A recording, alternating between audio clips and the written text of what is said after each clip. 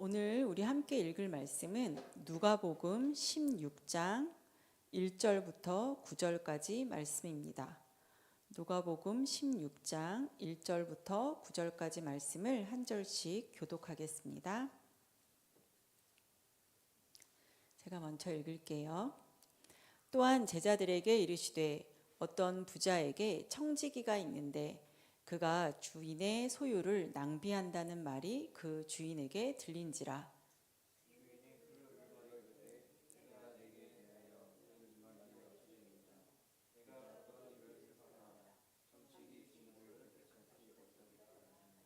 청지기가 속으로 이르되 주인이 내 직분을 빼앗으니 내가 무엇을 할까? 땅을 파자니 힘이 없고 빌어먹자니 부끄럽구나.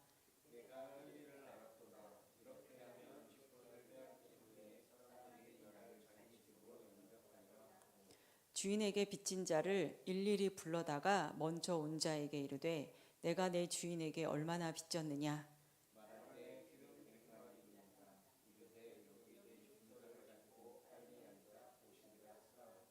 또 다른 이에게 이르되 너는 얼마나 빚졌느냐. 이르되 밀 100석이니이다. 이르되 여기 내 증서를 가지고 80이라 쓰라 하였는지라.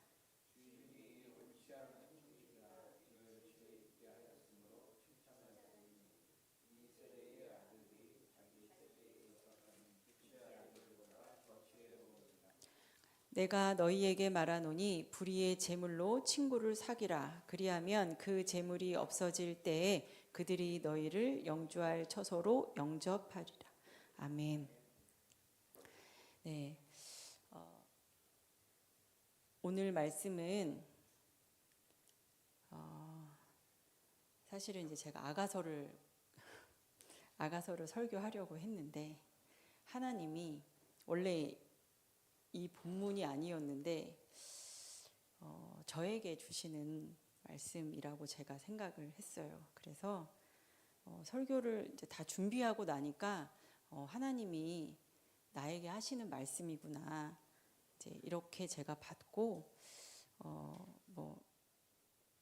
그 은혜를 함께 나누면 좋겠다 이런 생각으로 설교를 준비했습니다. 오늘 말씀은 너무 잘 아시는 말씀이에요. 이제 제자들도 포함해서 이제 예수님이 이제 비유로 말씀을 하시죠. 우선 이제 이 이야기는 비유예요. 비유에서 사람들이 이렇게 이야기를 했어요. 어떤 주인에게. 이 주인은 부자죠. 부자에게 사람들이 당신의 청지기가 당신의 재물을 허비해서 호사스러운 생활을 합니다. 이렇게 이야기를 한 거예요. 이 청지기의 부패를 이제 누군가가 폭로한 거죠.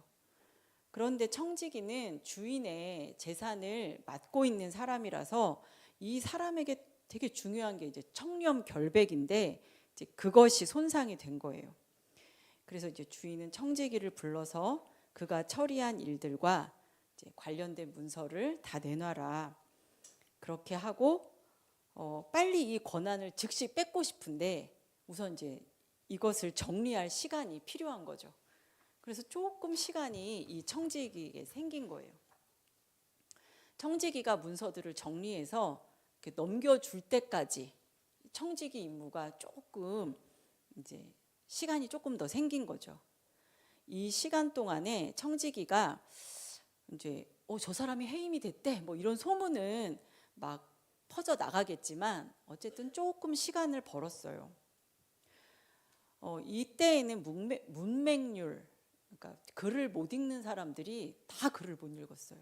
그래서 98%가 문맹률이었다고 그래요.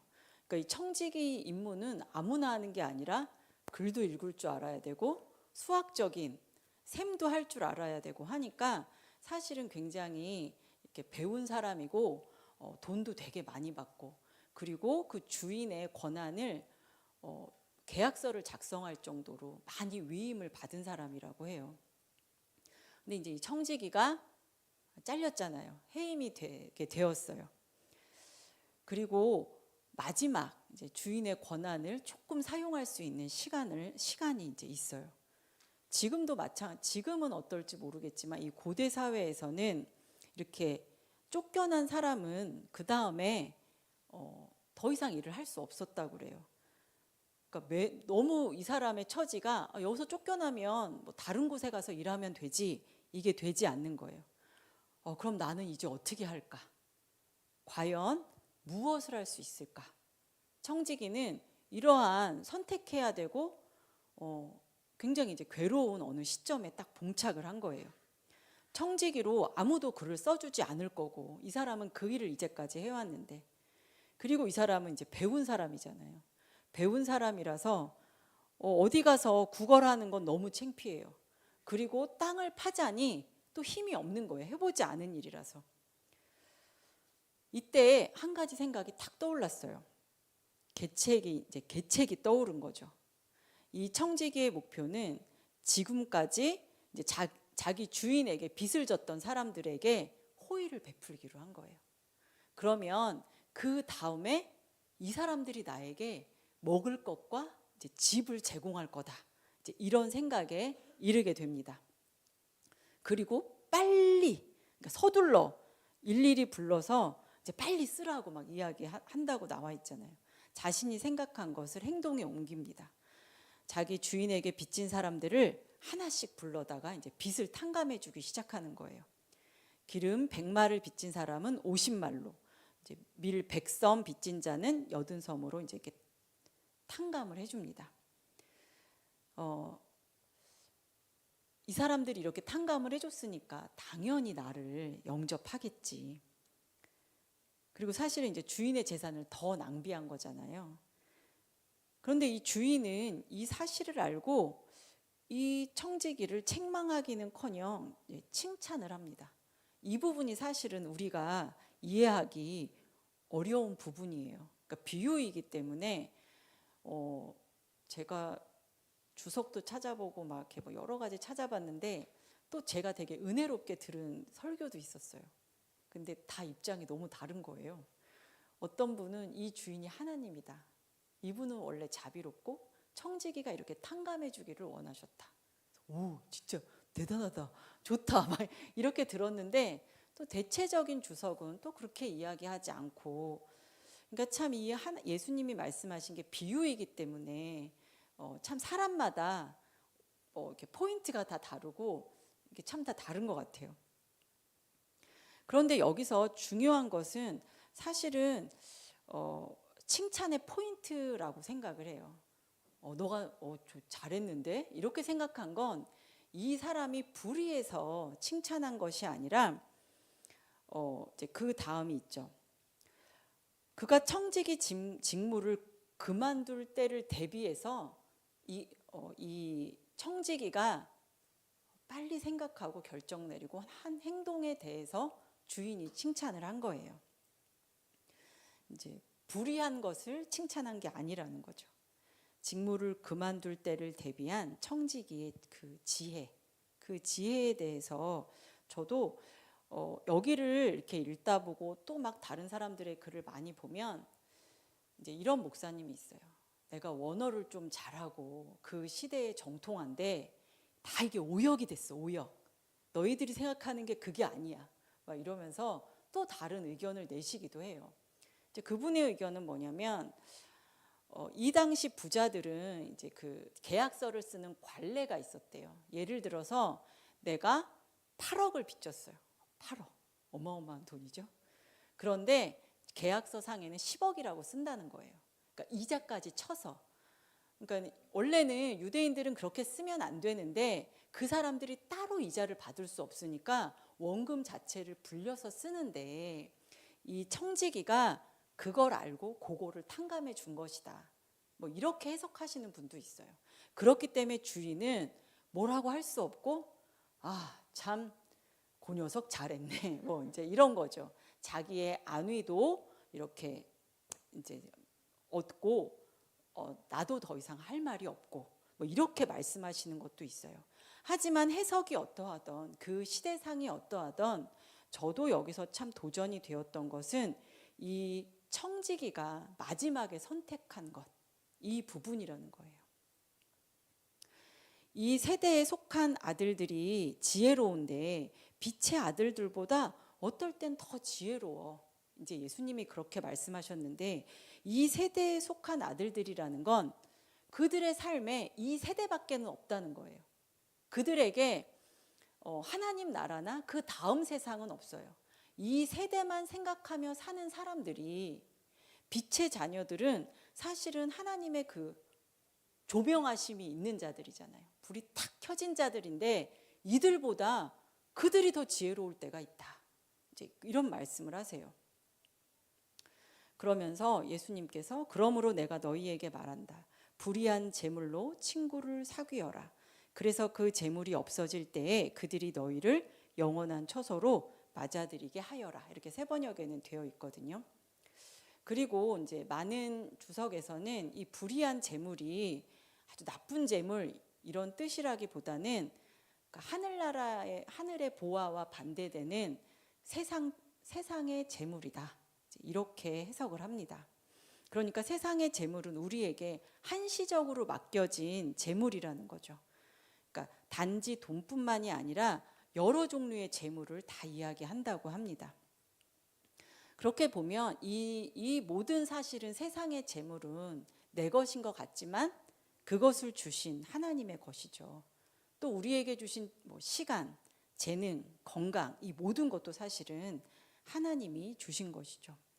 예수님께서 잠시 맡겨진 세상의 재물로 친구를 사귀고 그러면 그 재물이 없어질 때에 친구들이 그 영주할 처소로 우리를 영접한다.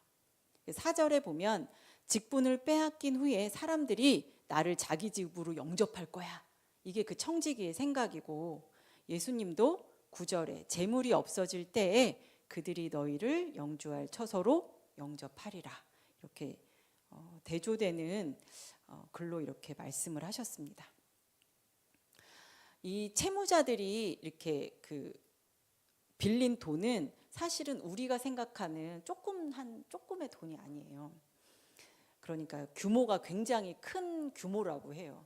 밭도 굉장히 많고 그 다음에 사업하는 사람들의 이제 돈이라는 거죠. 그리고 그래서 가끔 자연재해가 있을 경우에 만약에 예를 들어서 10가마가 이 땅에서 나면 5가마를 날 주세요. 이렇게 원래 계약을 했어도 자연재해가 있을 때에는 예를 들자면 다시 계약서를 쓸 수 있었대요. 그래서 그 빌린 사람을 오라고 해서 요번에 흉년이 너무 심하니까 5가마 아니고 2가마만 갚아라. 이렇게 다시 쓸 수도 있었다고 해요. 그렇기 때문에 이 청지기가 이 법률 대리를 하고 있어서 사실은 다시 계약서 쓰는 게 이 청지기한테는 적합한 일이었다. 이제 이렇게 되어져 있습니다. 그러니까 이 사람은 자기에게 지금 대행할 수 있는, 내가 청직인데 주인의 도장을 찍을 수 있는 어느 약간의 시간이 있을 때 그 사람은 탕감해 주는 것을 선택을 했고 그리고 굉장히 이제 지혜롭게 그 일을 처리했어요. 이제 요 부분이에요. 지금도 상도이라는 말이 있지만 고대 시대에는 이게 이제 의리가 되게 중요한 거예요. 내가 그 집에 갔을 때 먹을 것이 없어도 막 저번에 말씀하신 대로 막 빌려다가라도 떡을 빌려다가라도 이 사람을 대접해야 되고 환대하고, 이 고대 시대에는 이 인간끼리의 이런 어떤 의리, 상호작용이 훨씬 더 중요하게 대접받는 시대였기 때문에 이렇게 한 청지기는 100%, 99% 아마 탕감받은 자들에게 환대를 받았고 분명히 대접을 받았을 거예요.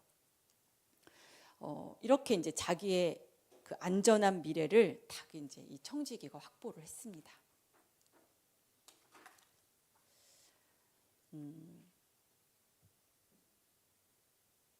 그래서 이 부분은 이렇게 많은 이야기가 있지만 예수님도 이 지혜를 칭찬하셨고 그 주인도 이 부분을 칭찬했어요.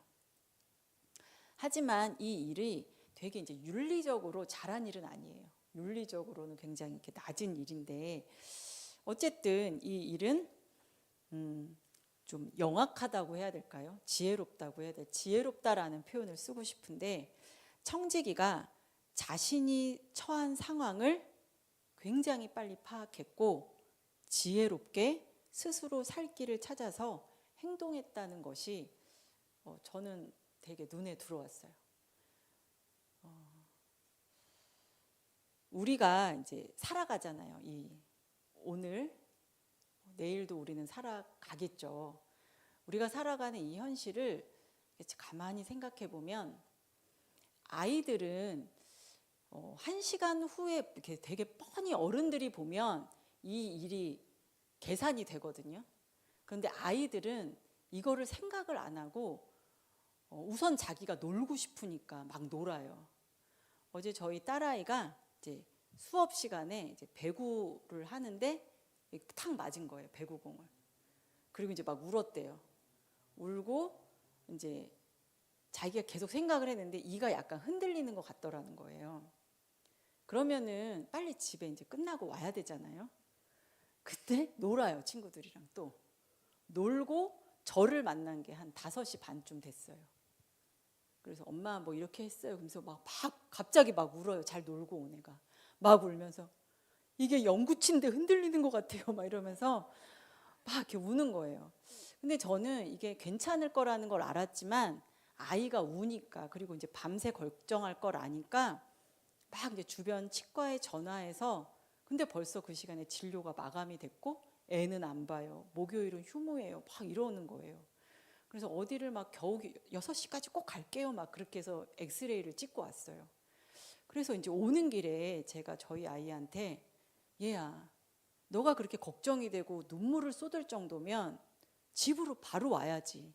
그게 맞잖아요. 그리고 엄마 병원을 가주세요. 이래야 되는데 이 아이는 그걸 걱정은 하지만 놀아요, 우선. 이건 너무 소중한 노는 시간이니까. 그리고 막 병원 닫을 시간이 다 돼서 막 우는 거예요. 그래서 걔를 이렇게 보면서 얘는 아이니까 이렇게 생각할까.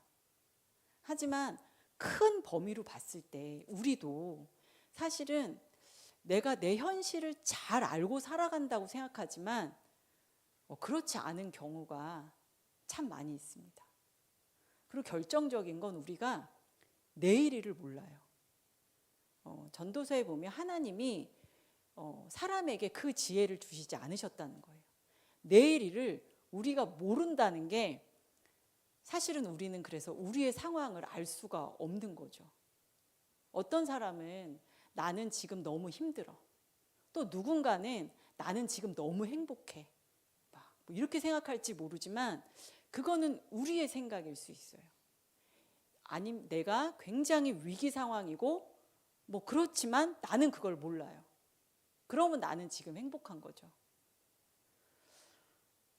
그러니까 시험을 앞둔 아이들이 맨날 하는 말이 일주일만 더 있었으면 좋겠다. 그러면은 그 시작한 그 일주일 전부터 했으면 되잖아요.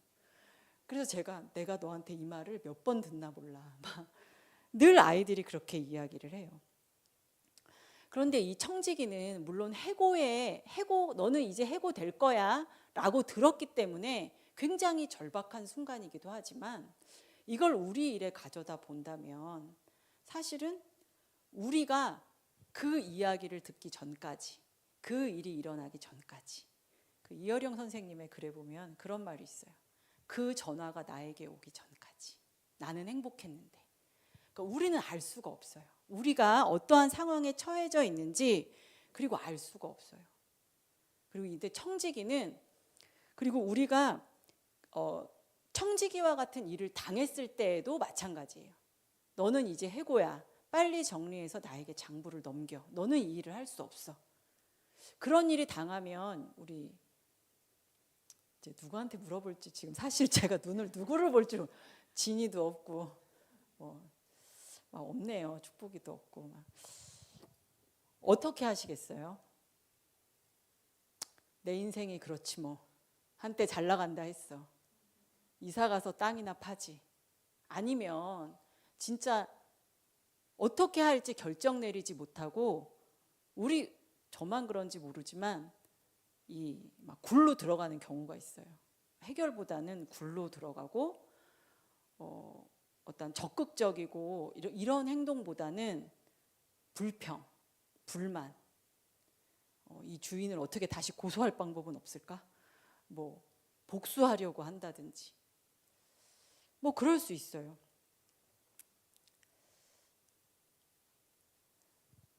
이 이야기 안에는 사실은 어떠한 사람이 그 위협을 당하고 이 사람이 뭐 잘했든 잘못했던 어떤 위기 상황 가운데에서 나오는 지혜가 있습니다. 근데 이 사람은 자기가 쓸 수 있는 시간을 이제 알고 있었고 그 시간을 어마어마하게 활용을 한 거죠. 그리고 그 위협이라는 게 저는 이런 생각도 해봤어요. 바깥에서 오는 위협도 있어요. 당신은 해고입니다. 아니면 당신은 지금 병에 걸렸습니다. 뭐 당신은 뭐 여러 가지가 있어요. 내가 생각한. 하지만 우리 내부에서 오는 공격도 사실은 이것이 더 클 때가 많이 있습니다. 똑같은 상황인데 뭐 예를 들면 그런 거죠. 나는 오늘 설교하는 게 버겁다. 뭐 이렇게 생각할 수 있고 사라지고 싶다. 어떨 때는 아싸 나 같은 자에게 설교를 맡기시다니 좋았어 해보는 거야 막 이럴 수도 있고 나는 이 사역을 해서 너무 행복하다. 아니면 나는 너무 버겁다. 같은 상황이어도 그 일을 어떻게 받아들이는지는 사실은 다 다르거든요. 그런데 저는 우선 이게 어떠한 이게 좋은 소식이 아니잖아요. 이것을 딱 당했을 때에 어떻게 반응하십니까? 믿음은 사실 이 반응이라고 하더라고요. 제가 그 청년부 수련회 때 갔을 때 정말 잊혀지지 않는 말씀이 그거였어요. 믿음은 우리가 이렇게 살아가는 뭐 막 이런 것이 아니라 나에게 있을 수 없는 일이 딱 생겼을 때 그 일 가운데 내가 어떻게 반응하느냐 그게 믿음이라는 거예요. 그래서 나는 믿음이 없구나 그때 또 알았죠.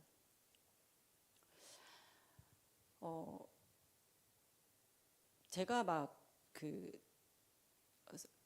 그 아가서를 설교해야지 막 생각했던 건 아가서에 보면 막 거무나 아름답다 막 이런 말씀이 있잖아요. 와 우리 보고 아름답대. 근데 거무나는 그냥 싹 지나가는데 잔느귀용은 그 부분을 이렇게 이야기했더라고요. 하나님이 검게 하셨다. 그러니까 물론 막 오빠들이 친오빠인지 뭐 의붓 오빠인지 모르지만 일을 내보냈잖아요 아가씨를. 그런데 하나님이 그가 가지고 있는 육체적인 그 아름다움을 하나님이 제거하셨다. 검게 하셨다. 그러면서 이제 각주의 그 겨울나무 막 이렇게 써 놓은 거예요. 다 이렇게 사람들이 아름다워하는 꽃도 떨어지고 막 푸르른 잎사귀가 떨어지면 그 겨울나무에는 막 흠도 보이고 꺾인 것도 보이고 패인 것도 보이고 뭐 예쁘지가 않잖아요. 그런데 겨울나무는 그 뿌리로 내리는 생명은 훨씬 더 강하다. 그러니까 제가 막 상태가 좋은 건 아니었던 것 같아요. 그래서 이 청지기의 반응이 저는 더 놀라웠어요.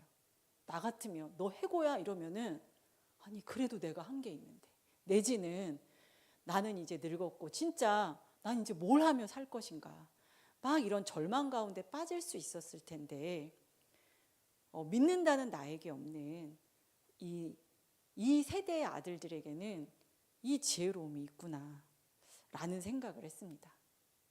조용호 목사님의 그 묵상에도 이런 말씀이 있었어요. 하나님이 우리에게 주신 것, 그러니까 내 것은 아니지만 뭐 저는 직분도 그렇다고 생각해요.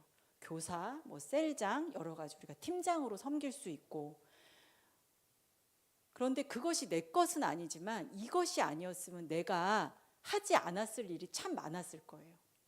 그런데 내가 그 권한을 쓸 수 있을 때 내가 할 수 있는 일들이 있잖아요. 이제 새소식반을 저는 사실은 하는 일이 없고 우리 선생님들이 너무 열심히 하시는데 이렇게 나가면 그것도 사실 다 플로잉 들어온 돈으로 이제 뭐 피크닉 이런 이제 음료수하고 빵을 사가지고 나갑니다. 그러면 여기 송포초 친구들이 막 기다렸어요 막 이러면서 와요. 그러면서 이제 다 끝나고 간식은요 막 이렇게 그러면 꼭 우리 거인 것처럼 뭐 몽쉘 통통 막 피크닉 막 이러면서 줘요. 그러면 애들이 너무 기뻐해요. 근데 사실은 그게 제 게 아니거든요. 근데 저에게 하나님이 주신 그 직분 때문에 그리고 플로잉 해주신 돈으로 꼭 내 것이냐 그 돈을 쓰는 거예요.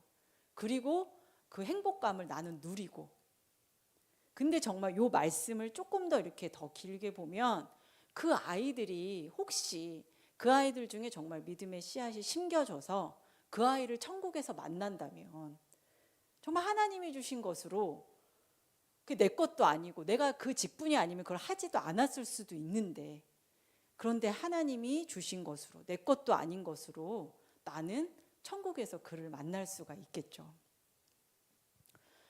뭐 여러 가지들이 있어요. 우리에게 제한된 시간, 그 다음에 제한된 어떠한 직분, 이것이 있을 때 우리는 이것을 어떻게 사용할 것인가는 사실은 우리의 선택에 많이 달려 있어요. 하나님이 물론 그때마다 은혜를 주시고 우리를 끌고 가시지만 사실은 정말 저는 늘 이렇게 잡혀간다는 생각을 참 많이 하거든요. 정말 더 지혜롭게 하나님이 나에게 쓰라고 주신 것을 더 지혜롭게 사용하고, 나에게 이만큼의 시간이 있구나 하고 그걸 사용하면 사실은 더 좋을 텐데 그렇지 못하고 뭐 불평하거나 뭐 이럴 때가 사실은 더 많은 거죠. 봄바람이 너무 좋죠, 요즘에. 근데 만약에 우리나라가 갑자기 막 어느 나라처럼 기온이 막 변해가지고 봄이 사라진다고 생각해 보십시오. 그러면 만약에 내년엔 봄이 없습니다. 그러면 모든 아이들이 어쩌면 다 나와서 수업을 할지도 몰라요. 봄이 이제 없으니까. 이 봄바람을 맞아야 되니까. 근데 이 제한적이라는 건 사실은 우리가 모를 뿐이지 유한한 것도 없고 보통은 저는 제한적이라는 생각이 듭니다. 정말 우리가 처한 현실을 안다는 것은 무엇일까요? 조금 더 확장해서 생각해 본다면 사실은 우리의 생명이 모두 유한하다는 것입니다. 조금 더 사는 사람이 있고 빨리 죽는 사람이 있겠지만 사실은 우리는 이 청지기처럼 언제 이 일을 그만둬야 할지 모르는, 그러니까 나는 아직 젊으니까 더 오래 살겠지, 뭐 막 그런 것이 이제 아니잖아요. 우리가 내일 일을 모르고, 그리고 우리는 곧 하나님 앞에 선다는 것입니다. 그러니까 심판을 받지 않고 하나님 품에 안기더라도 이 땅에서의 삶은 굉장히 유한하다는 거예요. 우리의 삶이 제한적이고, 그래서 이 청지기의 이 삶의 시간처럼 우리는 모르지만 하나님께서도 우리의 삶의 시간을 정해 놓으셨다는 거예요.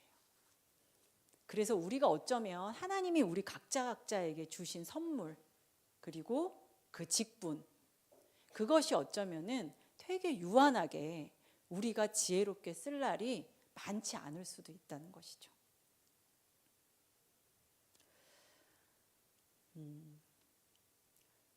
우리가 우리 장래에서 지금 이 시간을 어떻게 사용하는 것이 가장 유익한 것일까? 그런 것을 생각해 보는 것이 가장 지혜롭겠죠. 그래서 우리가 잔치집에는 가지 않더라도 초상집에는 가는 것이 그때의 삶의 지혜를 가장 많이 배우기 때문입니다.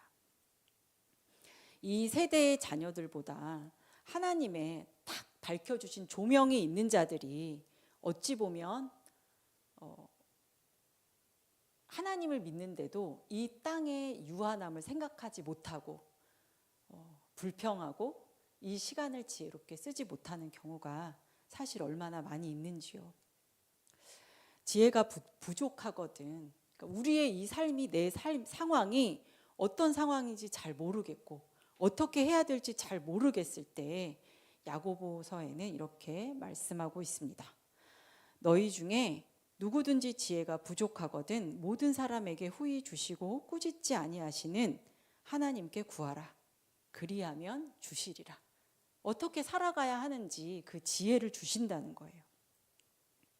우리에게 잠시 맡기신 세상의 재물, 그리고 사실은 시간, 그 다음에 건강이 있습니다.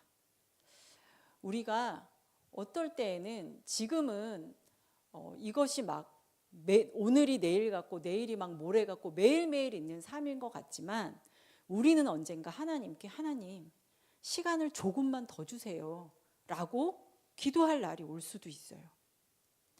그렇기 때문에 우리에게 주신 재물뿐만 아니라 많은 것들은 사실은 이 지상에서의 가장 지혜롭게 살아간다는 건 사실은 지상 이후의 삶을 살아가는 것이 가장 지혜롭게 그것을 쓰는 것일 겁니다.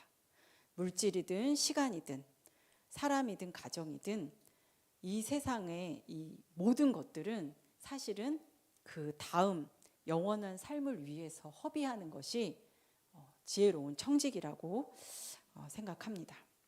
뒷부분은 서영선 목사님께서 이렇게 묵상 부분에 써놓으신 건데 제가 잠깐 인용하겠습니다. 사람의 인생은 지상적 삶으로 끝나는 것이 아니다.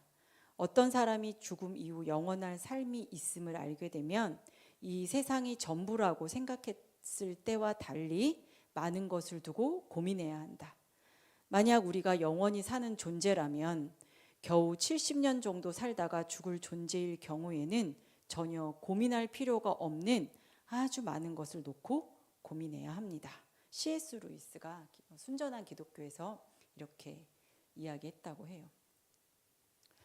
참 지혜로운 청지기는 이 사명의 시간, 나에게 주신 하나님이 나에게 위임하신 그 시간이 짧고 정해져 있다는 것을 아는 자인 것 같습니다. 그리고 우리는 선택할 수 있습니다. 정말 땅굴로 들어가서 불평하며 울며 자기 연민에 빠질 수도 있고요. 또 하나는 내가 이렇게 하리라. 이렇게 하면 하나님이 나를 영접하실 거야. 라고 그렇게 결정할 수 있습니다. 그런데 사실 저는 겨울나무와 같아서 이 설교를 준비하면서도 싫은데요, 하나님. 저는 동굴로 들어가고 싶은데요. 그렇지만 하나님은 너무 인격적이셔서 말씀해 주세요. 그 잔누기용의 책에 보니까 말씀으로 매일매일 세례를 받아라. 싫잖아요. 죽는 게 싫잖아요. 우리는 내 뜻대로 하고 싶잖아요. 근데 그 말씀이 내 마음에 맞든 안 맞든 우리는 그 말씀을 들으며 세례를 받습니다. 그래서 우리에게는 하나님이 주신 그 사명이 있고 청지기로서의 삶이 있고 그리고 하나님과 그 시간을 허락된 시간만큼 걸어갈 것이며 그 생명으로 우린 또 살아갈 줄로 믿습니다. 다만 그 열무나 예수님이 이렇게 말씀하신 것처럼 누군가는 더 풍성하게 누릴 것이고 누군가는 어려워요, 싫어요 하면서 못 나갈 수도 있을 것이고 하지만 그 이야기의 사실은 최절정은 열문화를 남기고 한 문화를 남긴 것이 중요한 게 아니라 하나님의 심판이 그 다음에 바로 있었다는 거예요. 그래서 우리 삶에 유한함을 아는 그런 지혜로운 청지기들이 되기를 함께 기도하겠습니다. 제가 기도하고 찬양하며 기도하겠습니다. 사랑하는 하나님, 잠시 머물 세상집에서 하나님이 주신 재물로 친구를 사귀는 자, 영원한 집에 들어갈 때 친구들이 그를 영접한다고 하셨습니다. 결코 헛되지 않은 수고는 주의 일이고 하나님이 우리에게 맡기신 시간과 재물과 은사와 성품을 하나님의 일에 드리는 지혜로운 우리가 되게 해주십시오. 감사드리며 예수님 이름으로 기도했습니다.